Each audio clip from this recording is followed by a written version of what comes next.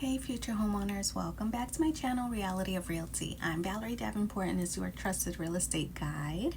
Today we're diving into the question, what is the housing bubble and what happens if it bursts? So if you like videos like this and other behind the scenes peeks into what it's like to be a realtor, don't forget to like, share, and subscribe, do all that YouTube stuff, and you'll be notified when new videos are published. And whether you're moving across the nation or across the street, tap into my resources by emailing me today using the email in the description box below. Now, let's get into the video.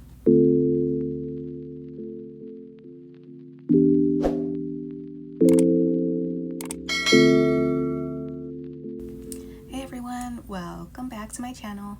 If you're like most people I talk to lately, you've probably heard the buzzwords housing bubble. It's on everyone's mind and it's natural to feel a bit uneasy.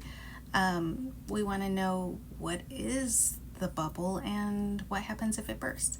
So today we're going to break it down exactly what's happening in the housing market right now, and more importantly, what it could mean for you, whether you're looking to buy, sell, or just stay put. So let's dive in. First things first, let's talk about the current landscape as we head into mid-2025. It's not as simple as hot or cold anymore, a hot market or a cold market. It's more nuanced. Moderating prices for one. The wild price increases we saw a couple years ago, though we're still seeing the very high prices today, those have definitely cooled. We're seeing some appreciation nationally, but it's much slower, around 2 or 3% expected for the rest of this year. So it's not a crash, it's more like the market is taking a deep breath, maybe a little pause.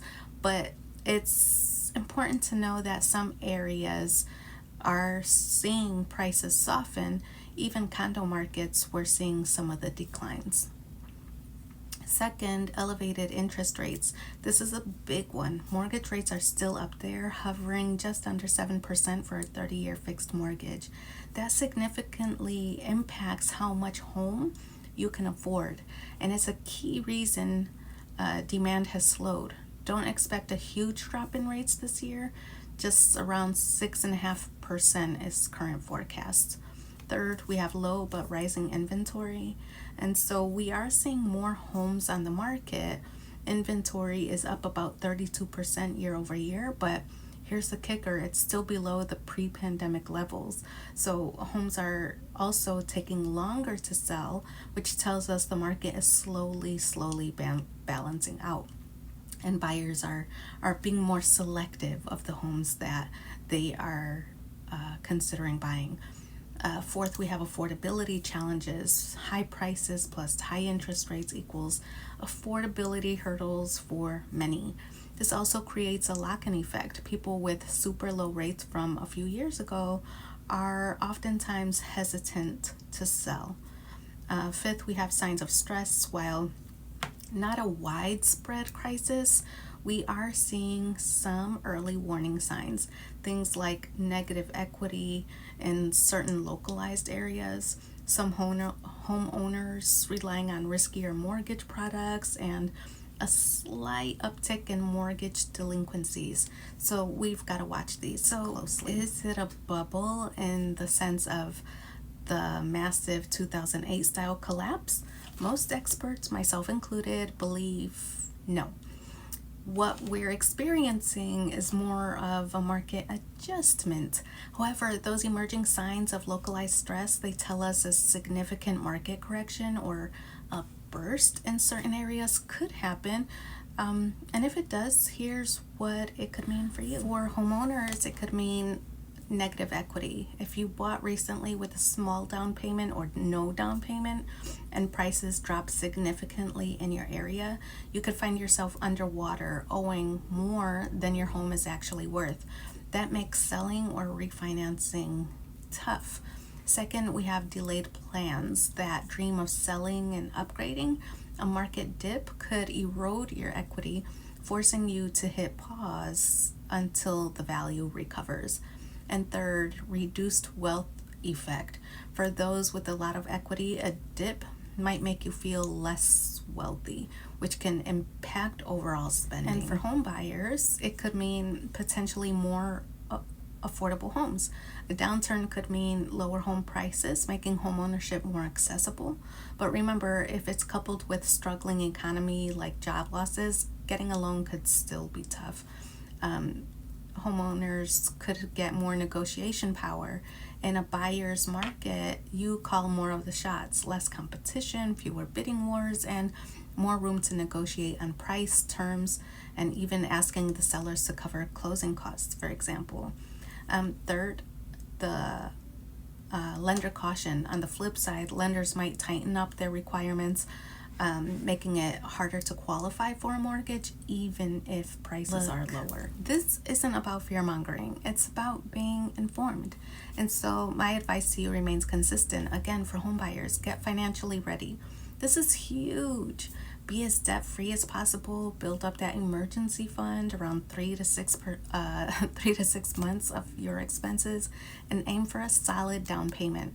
5 to 10% is a great start for first-time home buyers on your down payment. And then third, stick to your budget. Don't let market hype push you to overspend. Your monthly mortgage payments should be comfortable and not stretch you financially. And then also think long-term. Real estate generally is a long-term gain, so short-term market fluctuations are less impactful if you plan to live in your home for years. And then fourth, get pre-approved. This isn't just a suggestion, it's a must. It shows sellers you're serious and helps you know exactly what your buying power is. And also, most realtors aren't going to move to the next phase of showing you homes until this step is completed. So make sure you get pre-approved. And then lastly, be patient, be ready to act, because while things have cooled, great homes still go quickly.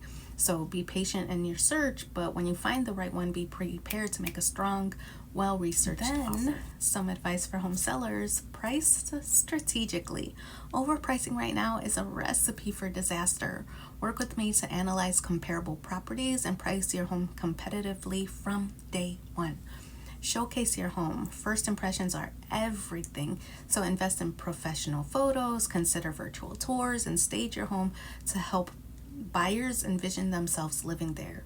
Third, be realistic. The days of multiple over asking offers in every neighborhood are fading. So be prepared to negotiate and consider reasonable offers. Also, understand your local market. National trends are one thing, but your specific neighborhood might be totally different. We'll look at local inventory and sales. And then fifth, work with an experienced agent. Navigating this market, you need expertise. I'm here to help you understand the trends, price right, market effectively, and negotiate for the best possible outcome. The bottom line is this: the housing market is adjusting. While a catastrophic bubble burst across the board seems unlikely, we're absolutely moving into a more balanced market. In some areas, we'll feel more shifts than others. My role as your real estate guide is to help you navigate these complexities with confidence. Whether you're buying or selling, having an informed strategy is more crucial now than ever. When you're ready, let's talk about your specific situation and your goals. I'm here to provide personalized guidance and help establish good strategies for your real estate journey. So that's it for today's video. I'll wrap it up here by saying thanks for tuning in to the very end. If you found this information helpful, don't forget to like, share, and subscribe, and hit that notification bell. Do all that YouTube stuff for more real estate insights. And if you have any real estate related inquiries, visit my website at ValerieDavenport.UnitedRealEstateChicago.com or use my email in the description box below. Until next time, happy house hunting.